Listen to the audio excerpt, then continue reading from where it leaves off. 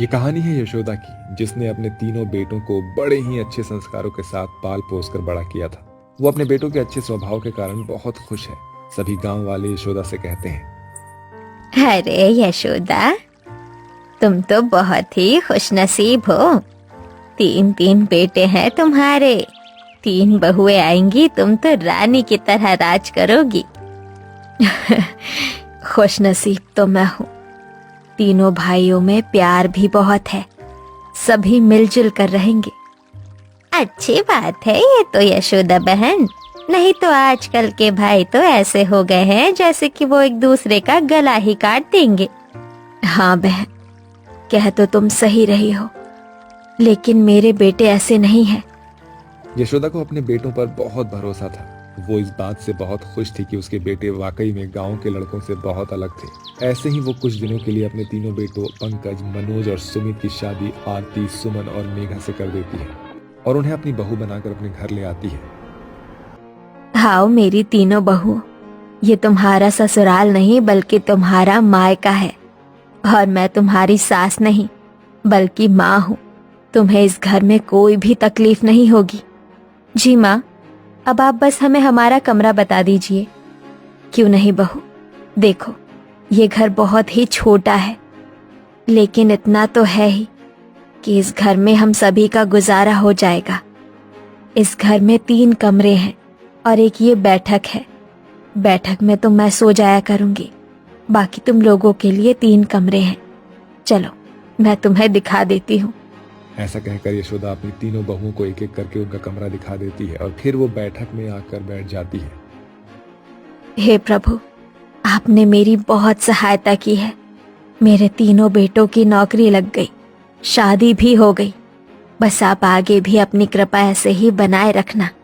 ये कहकर यशोदा लेट जाती है और वहीं यशोदा के तीनों बेटों की सुहाग रात होती है। आरती जी, आज हमारी सुहाग रात है, फिर क्या सोचा है आपने आज? इसमें सोचने वाली क्या बात है? मुझे आप पहले ये बताइए कि आज आप मेरे लिए क्या लाए हैं। कहीं मेरा शगुन भूल तो नहीं गए? नहीं नहीं, भला ऐसे कैसे हो सकता है? मतलब ये देखो ना, मैं तुम्हारे लिए पायल लेकर आया हूँ। अरे वो पायल तो मुझे बहुत पसंद आया। ऐसा ही कुछ मनोज और सुमन के साथ भी था। आपका लाया हुआ हार मुझे पसंद तो आया, पर मैंने जैसा सोचा था ये वैसा नहीं है। कोई नहीं बाबा, मैं अगली बार तुम्हारे लिए ले आऊंगा। उसकी राय तुमसे ले लूंगा मैं। ये तो पहली बार था ना। जी। मेघा, तुम्हारे इन खूबसूरत अदाओं पर मैं तो फिदा हो गया था। आज तुम अपने नाम की तरह मेरे ऊपर बरस जाओ। अच्छा, ऐसा क्या? वैसे मैं मेघा हूँ, कहीं मैं आपको भिगा ना दूं। आप मुझसे दूर ही रहिए, मैं आपको बर्बाद कर दूंगी। अच्छा, फिर तो मैं आज बर्बाद होना चाहता हूँ। ऐसे ही सुमित मेघा के करीब जाता है तो मेघा अचानक से पाद मार देती है। छी छी, ये बदबू और आवाज कैसी? वो सुमित जी, मैंने कुछ आज ज्यादा ही खा लिया था, बस उसी वजह से। अच्छा ऐसा क्या? कोई बात नहीं। इस तरह तीनों भाई अपनी पत्नियों के साथ सुहाग रात मनाते हैं। वहीं यशोदा अपने तीनों बेटों की शादी करके बहुत ही खुश थी। उसने अब बस यही सोचा था कि पूरा परिवार मिलजुल कर रहेगा, लेकिन यशोदा को ये कहाँ पता था कि आजकल के रिश्ते नाजुक होते हैं और थोड़े से धक्का लगने पर ही बिखर जाते हैं।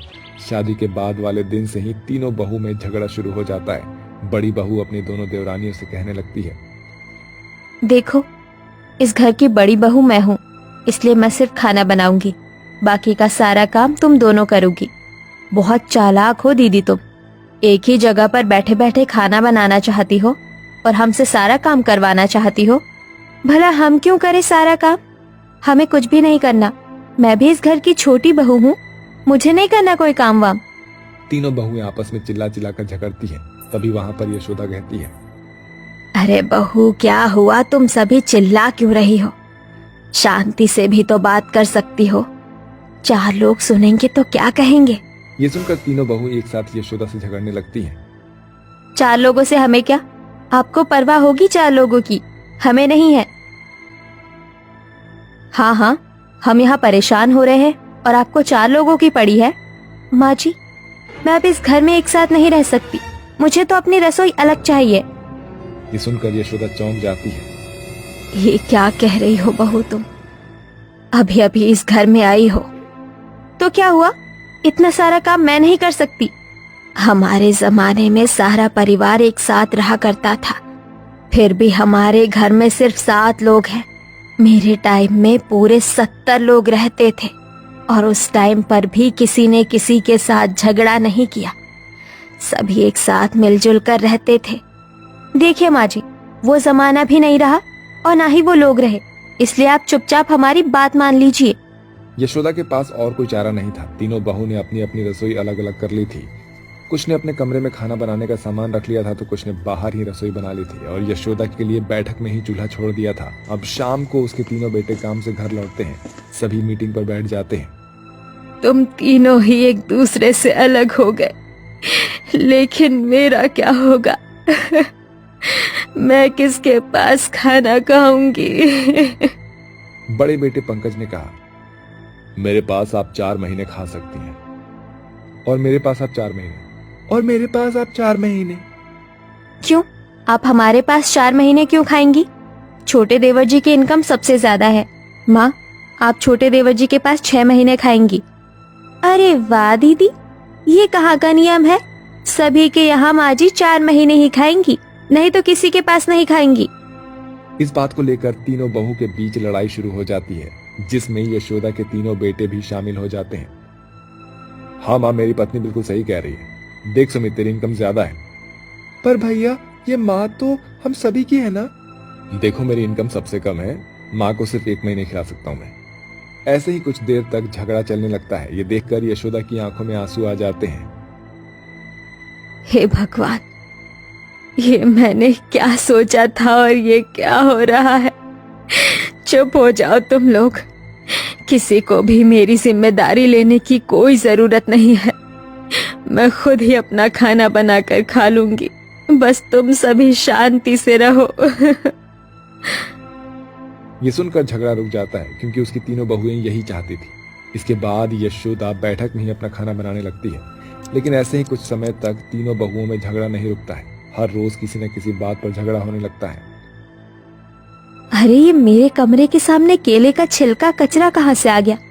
ये जरूर मेघा का काम है।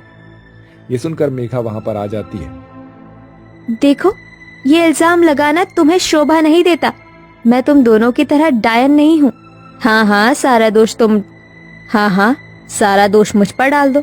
यही तो चाहती हो तुम दोनों, मुझे मार डालना चाहती हो।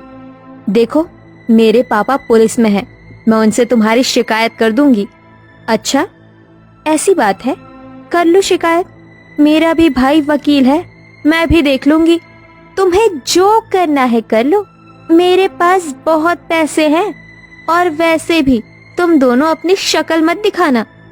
तीनों बहुओं के बीच बेचारी यशोदा पिस जाती है। 1 साल बाद आरती का एक बेटा होता है और सुमन को एक बेटी होती है। वहीं मेघा गर्भवती हो जाती है। देखिए जी, हमारा बेटा बड़ा हो रहा है और इस घर में हमारे लिए कमरा है ही नहीं। तो फिर इसमें मैं क्या करूं भाई? मैं ये कहना चाहती हूँ कि हम एक नए घर में चले जाते हैं। वैसे भी ये घर पुराना हो गया है। फिर माँ का क्या होगा? बाकी दोनों है ना माँ को देखने के लिए। अब माँ की वजह से हम सारा जीवन यहीं सड़ेंगे क्या? पंकज ने नया घर देखना शुरू कर दिया। एक दिन पंकज ने सभी को एक साथ बुलाकर कहा, माँ, हम सब घर छोड़कर नए घर में जा रहे हैं। यहाँ पर वैसे भी एक ही कमरा है, हमारा बेटा कहाँ जाएगा फिर? ये क्या बोल रहा है बेटा? अगर कमरा या घर छोटा पड़ रहा है तो इसी घर को बनवा ले। नए घर में जाने की क्या जरूरत है? जरूरत है माँ जी।